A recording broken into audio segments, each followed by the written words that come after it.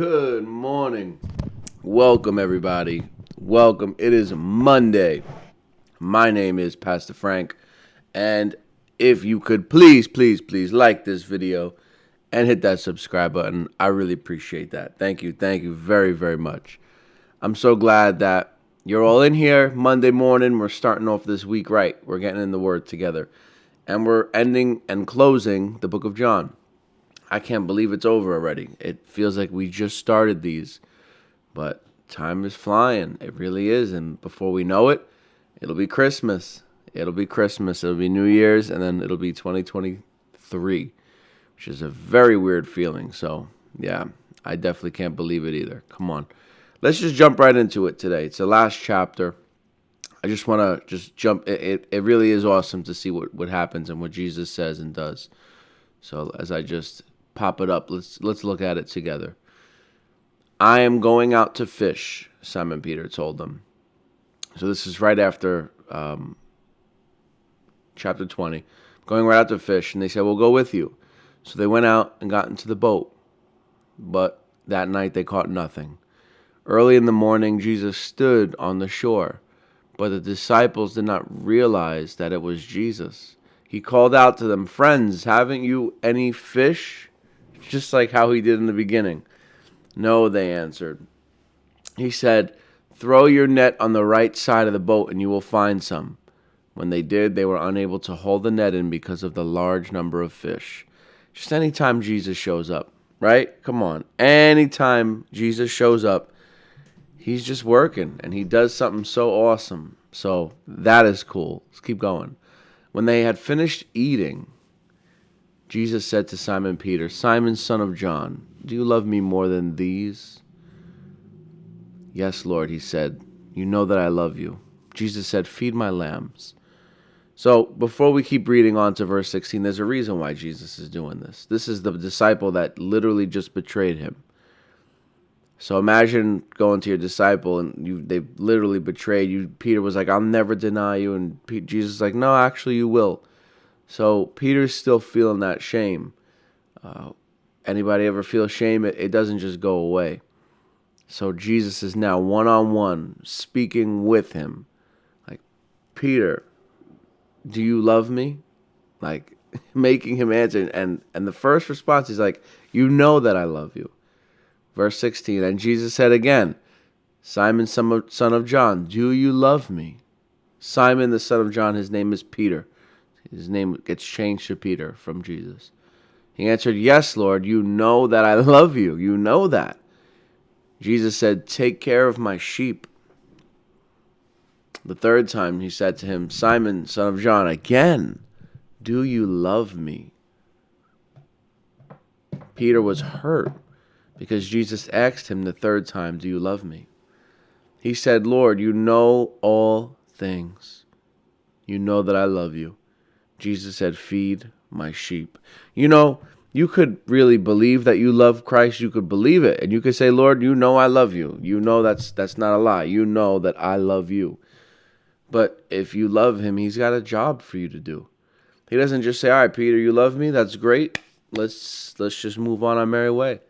No, if you love me, then feed my sheep. If you love me, then do the work that I'm calling you to do. So if you're here this morning and you're watching this, you're a believer, you say, yeah, no, I do love the Lord. Or maybe you're new to Christianity and you're just like, I love the Lord. I love what he's doing. I love what's happening. Do you love him? Then let's get busy. Feed his sheep. What's he talking about? Feed my sheep. He's talking about people. He's saying you're in the very beginning, you said you're a fisherman of fish, but now you will be a fisherman of men. Meaning you're going to go out and fish for people out in the world for Christ, for me. And he does exactly this. He goes out into the world. He preaches. He's the first one to preach the gospel. It is so awesome in the book of Acts. Feed my sheep, Jesus says. Are you feeding his sheep? Or are you feeding yourself? Or are you focused on you? Jesus doesn't say anything else but feed my sheep 3 times. Let's keep reading.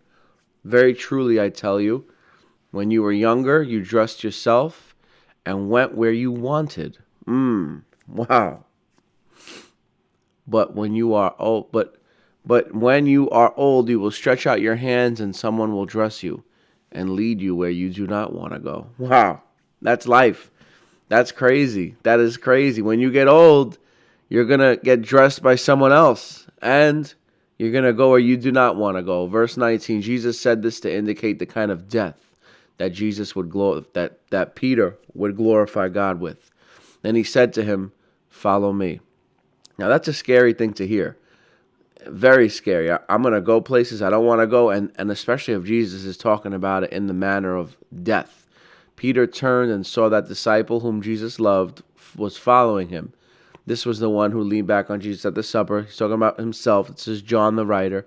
Verse 21, when Peter saw him, he asked, "Lord, what about him?" Peter is just, I love how straightforward and honest this guy is. What about that guy? What about John? How's he going to die? Jesus answered, "If I want him to remain alive until I return, what is that to you? You must follow me."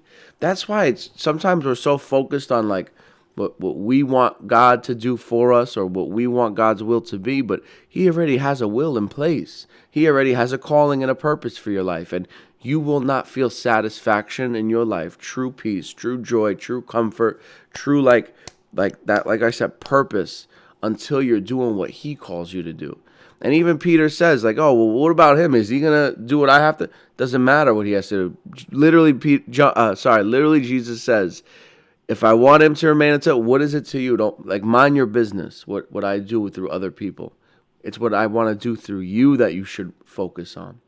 Don't focus on what Pastor Frank is doing. Don't focus on what Pete is doing. Don't focus on what me is doing. Focus on what you have to do for the Lord. What is God calling you to do? And where you are in your life." And then lastly, right here, this is the last verse we're going to look at. Last passage. Because of this, the rumor spread among the believers that this disciple would not die. He's talking about John. But Jesus did not say that he would not die. He only said, "If I want him to remain alive until I return, what is that to you?" So really interesting, before we finish this chapter and close out today, John does live the longest, and he does end up being exiled onto an island, because the death, they put him in hot oil. He doesn't die. They can't kill him, so let's just put him on an island. And on that island, John finally does live out his life, and he writes the book of Revelation. So this is the same writer as the book of Revelation. This is the disciple who testifies to these things and who wrote them down. We know that his testimony is true. Verse 25, Jesus did many other things as well. If every one of them were written down, I suppose that even the whole world would not have a room for the books that would be written. What a Jesus we serve, family. That's a Jesus worth following this morning. That's a Jesus worth devoting this whole week to. All right? So listen, get out there, feed the sheep, feed the people out there, feed those who God is putting in your path today, and have an amazing day. Please don't forget, y'all, if you're in here, just hit that like button. We got to increase those likes in here. We got a couple more people in here than we do likes. All right? So you got to go and hit that like button. And if you're not subscribed, hit that subscribe button. Everybody, I hope you have an amazing day. I will see you tomorrow morning. Adios.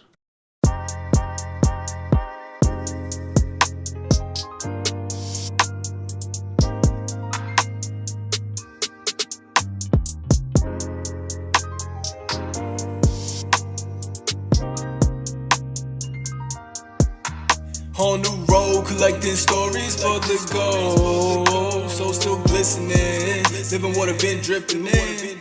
Testimony, still testimony. Go tell your homies.